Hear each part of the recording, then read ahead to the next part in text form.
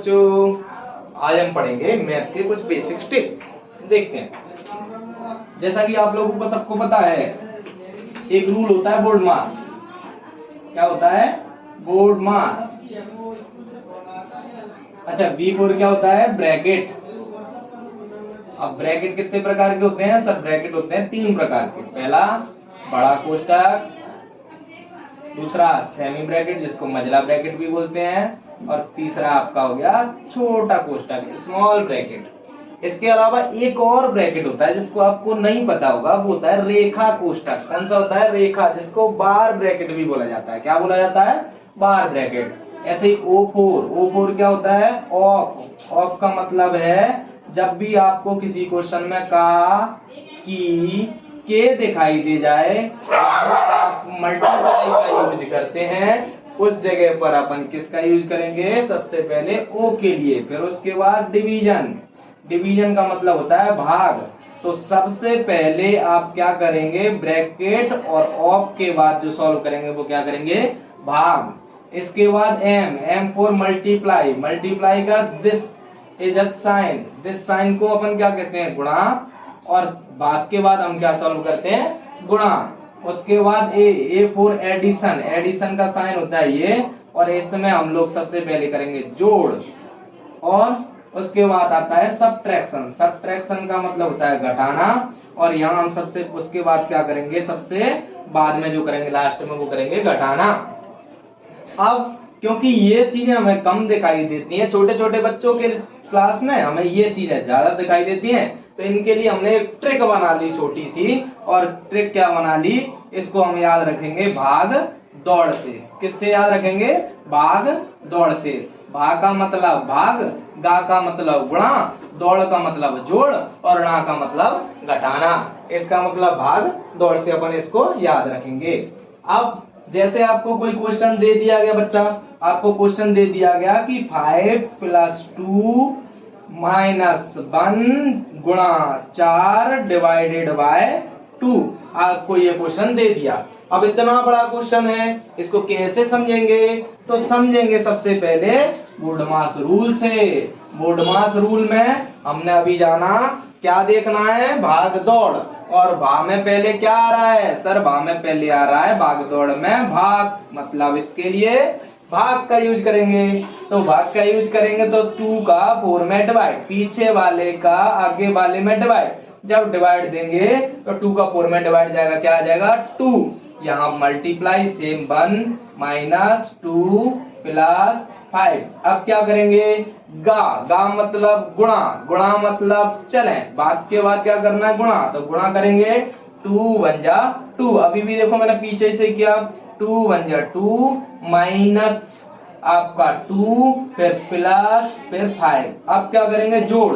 तो 5 और 2 कितने होते हैं बच्चा? 7, और माइनस का 2, गुणा के बाद कर दिया जोड़। अब क्या करेंगे? सीधा घटाना। तो 7 में से 2 गया, कितना बचा? 5। तो ये अपना ऐसे अपन क्या करते हैं? अप्लाई करते हैं। इनको बोलते हैं बोर्डमास रूल। सबसे पहले हम अप्लाई करेंगे भाग दौड़ में भाग को, उसके बाद गुणा को, उसके बाद जोड़ को, और उसके बाद अपने घटाने को। तो ये हो गया अपना बोर्डमास छोटा सा रूल। अब इसके बाद हम कर लेते हैं किनकी बातें? कुछ ब्रैकेट्स की बातें। जैसे अगर कोई क्वेश्चन ब्रैकेट में दे रखा है, जैसे चारों ब्रैकेट है, आपको मैंने बताया कि क्वेश्चन दे रखा है 2 + 2, एक छोटा सा ब्रैकेट है।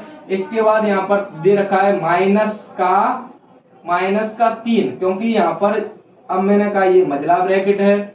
उसके बाद आपसे मैंने कह दिया एक और दे रखा है +5 लिखकर। क्या दे रखा है? +5। और ये आपका क्या हो गया? बड़ा ब्रैकेट हो गया। तीनों ब्रैकेट बंद। तो सबसे पहले आप किस वाले ब्रैकेट को सॉल्व करेंगे बच्चा? छोटे वाले ब्रैकेट को। और छोटा वाला ब्रैकेट आपको 2 + 2 कितना देगा? 4। और बीच में यहाँ इस ब्रैकेट की और 3 के बीच में कोई भी यहाँ पर आपको क्या है? साइन नहीं दिखाई दे रहा। और जब कोई साइन नहीं दिखाई देगा तो हम क्या अप्लाई करेंगे? यहाँ पर मल्टीप्लाई। जहाँ कोई साइन नहीं होता ब्रैकेट के बाहर, वहां क्या आता है? मल्टीप्लाई। फिर उसके बाद आ जाएगा आपका 3 माइनस मझला वाला कोष्टक, आपका मझले वाले कोष्टक के बाद ये बिग ब्रैकेट प्लस 5, ये आ गया बिग ब्रैकेट। अब किसको सॉल्व करेंगे? मझले वाले ब्रैकेट को। तो मझले को करेंगे तो 4 × 3 = 12, किसका? माइनस का 12। और बीच में आपका क्या साइन है, प्लस का, फिर आपका क्या लिखा है 5। अब देखो माइनस और प्लस क्या हो जाता है, माइनस हो जाता है, तो 5 माइनस 12, 12 में से 5 गया तो आपका कितना आ गया, माइनस का 7। ये इसका आंसर हो गया अपना ना। तो याद रखना ब्रैकेट में सबसे पहले हम कौन सा ब्रैकेट हटाते हैं, छोटा वाला, उसके बाद हटाते हैं मझला वाला, उसके बाद हटाते हैं हम बड़ा वाला ब्रैकेट, इसके बाद क्या करते हैं हम आगे की बातें करते हैं। अब जरा हम बात कर लेते हैं बोडमास रूल के बाद। इसके बाद दो छोटे छोटे सेमी कंसेप्ट आते हैं जिनको हम बोलेंगे एलसीएम और दूसरा बोलेंगे एचसीएफ। तो एलसीएम क्या होता है, एलसीएम जैसे नाम से ही पता पड़ रहा है लोएस्ट कॉमन मल्टीपल, और एचसीएफ क्या होता है, हाईएस्ट कॉमन फैक्टर। दोनों में थोड़ा थोड़ा सा अंतर है ना। LCM lowest common multiple, Hindi होती है लघुत्तम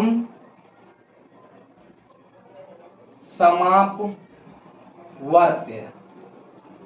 ऐसे ही हाईएस्ट कॉमन फैक्टर HCF, इसको कहेंगे हाईएस्ट कॉमन फैक्टर। इसका मतलब होता है महत्तम समापवर्तक।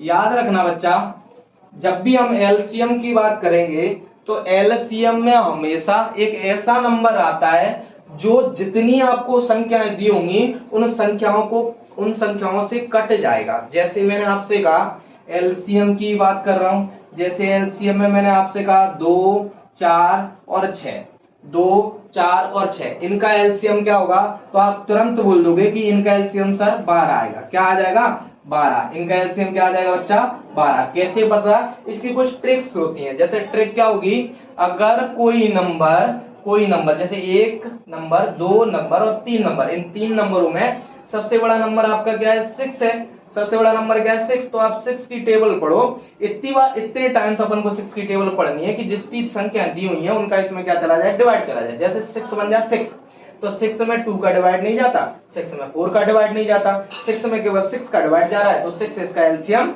नहीं होगा। अब इसके बाद हम पढ़ेंगे 6 2 या 12, तो देखो 12 में 2 का भी डिवाइड जाता है, 4 का भी डिवाइड जाता है और 6 का भी डिवाइड जाता है, तो आपका 12 क्या हो जाएगा, एलसीएम हो जाएगा। तो यहाँ 12 एलसीएम। अब देखो जैसा मैंने अभी कहा था कि जो एलसीएम आता है और उसमें जो नंबर दिए रहते हैं उनका डिवाइड जाता है। तो देखो 2 का इसमें डिवाइड दे सकते हो, 4 का डिवाइड दे सकते हो और 6 का डिवाइड दे सकते हो। तो एलसीएम हमेशा क्या होगा, एलसीएम का मतलब लोएस्ट कॉमन मल्टीपल, मतलब वह छोटी से छोटी संख्या जिसमें दी हुई संख्याओं का क्या चला जाए बच्चा, भाग चला जाए, उसको हम क्या बोलेंगे, एलसीएम बोलेंगे। ऐसे ही एचसीएफ हम किसको बोलते हैं, एचसीएफ बोलेंगे हाईएस्ट कॉमन फैक्टर, मतलब वह बड़े से बड़ा नंबर जिसके अलावा और कोई बड़ा नंबर है ही नहीं जो दी हुई संख्याओं में क्या करे, भाग दे दे। जरा देखेंगे, जैसे मैंने आपसे कहा 2 4 6 का एचसीएफ क्या होगा, तो आप बोल दोगे सर 2 4 6 का एचसीएफ होगा आपका 2, क्योंकि इसके अलावा और इनका कोई कॉमन है ही नहीं। देखो कैसे निकालते हैं, जैसे मैंने आपसे एचसीएफ कहा तो ये किसकी अभाज्य गुणनखंड विधि होती है, वो क्या होती है, मैंने आपसे कहा 2 के फैक्टर करो, 2 का फैक्टर क्या होता है 2 into 1। ऐसे ही 4 के फैक्टर क्या होंगे 2 into 2 into 1। ऐसे ही 6 के फैक्टर क्या होंगे 2 into 3 into 1। ये फैक्टर हो गए। आप देखो कि इन तीनों में सिमिलर कौन सा है, कॉमन कौन सा है, तो आप कहोगे कॉमन का मतलब है एक जैसा, और कॉमन कौन दिखाई दे रहा है, केवल 2। इसके अलावा इसमें एक है, तो इसमें और क्या आ जाएगा आपका 1, और इसके अलावा तो कुछ है नहीं, तो क्या आएगा 2 into 1। इसका मतलब इनका एचसीएफ कितना आ गया, 2 आ गया। अब एचसीएफ 2 आ गया, इसके अलावा और कोई बड़ा नंबर है ही नहीं जो दिए हुए नंबरों में क्या चला जाए, डिवाइड चला जाए। तो देखो 2 वह बड़े से बड़ा नंबर होगा जिसका दिए हुए नंबरों में क्या जाएगा बच्चा, भाग जाएगा। जैसे 2 का देखो 2 में भी डिवाइड जाता है, 2 का 4 में भी जाता है और 2 का 6 में भी जाता है। अगर कोई कहेगा सर 2 के बाद तो 4 आता है, 4 को क्यों नहीं माना? तो देखो 4 अगर आता तो देखो 4 का 4 में तो जा सकता था, ना तो 6 में जा रहा और ना 2 में जा रहा। इसका मतलब क्या है, जितने नंबर आपको दिए जाएंगे उन सभी नंबरों में क्या होना चाहिए, भाग जाना चाहिए एचसीएफ का, तब वो क्या कहलाएगा, उन दिए हुए नंबरों का एचसीएफ कहलाएगा, वरना वो उसका एचसीएफ नहीं होगा। तो ये छोटा सा एचसीएफ और एलसीएम का कंसेप्ट है। इसके बाद इसमें बहुत सारी ट्रिक्स होती है बच्चा निकालने की। देखो एचसीएफ और एलसीएम निकालने की कई विधियां होती हैं। जैसे एलसीएम निकालने की कौन कौन सी विधि होती है, तो आप कहोगे सर एलसीएम निकालने की कुछ ट्रिक होती है और कुछ विधि होती है। जैसे एक हो गई गुणनखंड विधि, ये बहुत सिंपल विधि होती है जिसको अपन अप्लाई कर सकते हैं, एक गुणनखंड विधि। दूसरी आप क्या कर सकते हो, इसमें अभाज्य गुणनखंड मतलब फैक्टर करके भी क्या कर सकते हो, निकाल सकते हो, अभाज्य गुणनखंड विधि होती है। क्या होती है, अभाज्य गुणनखंड विधि होती है। इसमें हम लोग भाग विधि का यूज नहीं करते हैं, लेकिन एचसीएफ में हम क्या कर सकते हैं, एचसीएफ में हम भाग विधि का यूज कर सकते हैं। एचसीएफ में हम गुणनखंड विधि से भी निकालते हैं इसका आंसर और भाग विधि से भी निकालते हैं इसका आंसर। किससे निकालते हैं, भाग विधि से भी निकालते हैं। तो गुणनखंड विधि तो आपको समझ ही आ गई। गुणनखंड हम कैसे करते हैं, अगर एलसीएम की बात करूं तो एलसीएम में हम सिमिलर नंबर लेंगे, जैसे मैंने 2 लिया, 4 लिया और 6 लिया, सभी को एक साथ लिखा, इनके सबके गुणनखंड। तो सबसे पहले हम इसमें हमेशा कोशिश करेंगे कि अभाज्य संख्याओं से ही हम क्या दें, डिवाइड दें। क्यों, क्योंकि अभाज्य संख्याओं के और फैक्टर नहीं किए जा सकते, इसलिए हम अभाज्य संख्याओं का क्या करते हैं, भाग देते हैं। जैसे सबसे छोटी अभाज्य संख्या कौन सी होती है, 2, तो 2 का 2, 2 एकम 2, 2 दूनी 4, 2 तिया 6। इसके बाद 2 एकम 2 और 3 में डिवाइड नहीं जा रहा तो वैसा का वैसा। फिर देखो 3 से 1 1 1, तो हमने डिवाइड दे दिया और हमें सबके नीचे 1 मिल गया। तो इनके एलसीएम क्या मिले हमें, सर एलसीएम मिला 2 into 2 into 3, यानी 2 2 जा 4, 4 3 जा 12। तो ये इसका क्या आ गया बच्चा, एलसीएम आ गया। तो हम ऐसे क्या कर सकते हैं, एलसीएम निकाल सकते हैं। और एचसीएफ तो आपको मैंने ये बता दिया, ऐसे ही फैक्टर कर सकते हैं और अलग अलग हम इनके भी क्या कर सकते हैं, फैक्टर कर सकते हैं। अब हम बात कर लेते हैं बच्चा भाग विधि की। तो अब भाग विधि क्या होती है, मैं छोटे से में आपको बता दे रहा हूँ, ये बड़े बड़ों में क्या हो जाएगा, अप्लाई हो जाएगा। जैसे मैंने आपसे कहा 2 4 6 में आप भाग विधि का यूज कीजिए। चलो तो करते हैं। हमें क्या करना होगा, भाग विधि के लिए सबसे पहले 2 नंबर लेने पड़ेंगे। मैंने ये 2 नंबर ले लिए और बड़े वाले में क्या कर रहा हूँ, मैं छोटे वाले का भाग दे रहा हूँ। तो 2 दूनी 4, ये तो यहीं कट गया, इसका मतलब इसका तो शेष फल आया ही नहीं कुछ। जब शेष फल नहीं आया तो इस 2 और 4 का जो आपका एचसीएफ होगा वो क्या हो जाएगा, 2 हो जाएगा। अब हम 4 और 6 की बात करते हैं। चलो 2 नंबर ले रहे हैं, 4 और 6। तो देखो 4 के पाड़े में 6 तो आता ही नहीं, तो 4 एकम 4। अब क्या बचा, 2, और जब 2 बचा तो बच्चा अगला वाला मतलब जो शेष फल होता है वो क्या बन जाता है, भाजक बन जाता है। और जो भाजक होता है वो क्या बन जाता है, अगले के लिए भाज्य बन जाता है। तो ये आ गया 4, तो 2 दूनी 4। देखो शेष फल फिर से क्या आ गया, 0 आ गया।